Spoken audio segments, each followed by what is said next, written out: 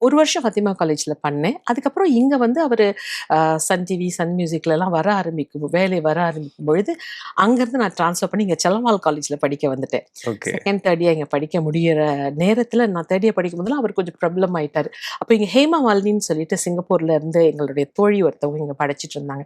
அப்பதான் அவங்க சொன்னாங்க, "கண்ணா இங்க ஒரு இது இருக்குது. இந்த ஆங்கருக்காக தேடுறாங்க. நீ ட்ரை பண்ணேன்."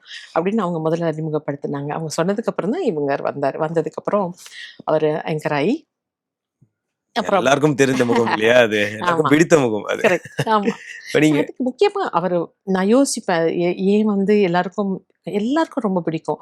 அவரு அவர வந்து கடைசி நாட்கள் கடைசியில சொன்னது கூட, நல்ல ஆங்கர், நல்லா நடிப்பாரு. அது எதுவுமே சொல்ல மாட்டாங்க. நல்ல மனுஷன்.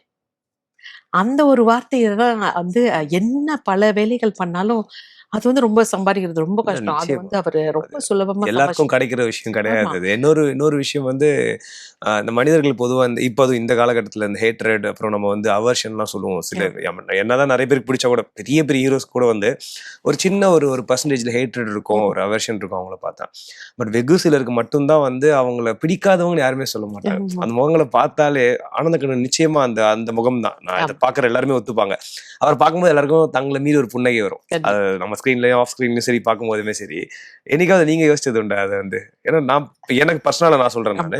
எப்பவுமே அது உண்டு அது பார்க்கும்போது. அதுக்கு என்ன காரணம் நான் நினைக்கிறேன்னா, அவர் யார பார்க்கும் பொழுதும், "உன்கிட்ட என்ன இருக்குப்பா? How are you? நீ என்ன பண்ற? உன்ன நான் எப்படி எம்பவர் பண்ணலாம்?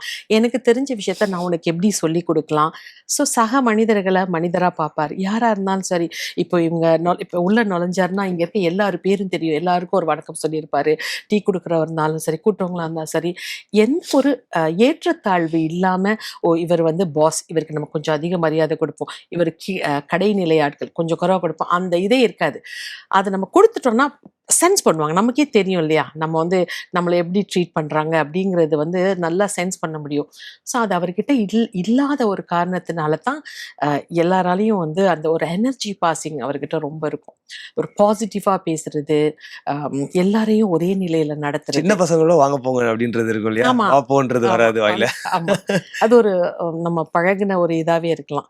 எ "வாங்கய்யா" அப்படின்னு சொல்லுவாங்க. அப்புறம் அ "நண்பா" அப்படின்னு தான் கூப்பிடுவாரு எல்லாரையுமே. ஸோ அதெல்லாம் வந்து அவரு உண்மையிலேயே ஒரு ஒரு ஒரு உள்ள இருந்து வந்ததுன்னு அதனால தான் நம்ம சொல்லலாம். இப்பயும் பேசிட்டு இருக்கோம். ஆமா. சரியா? இல்லையா? அவர பத்தி ரைட். அது நம்ம ஸ்டில் ஃபீல் லைக் அவர் இருக்காரு எங்கேயோ ஒரு இடத்துல இருந்துட்டு இருக்காரு அப்படின்றது கண்டிப்பா.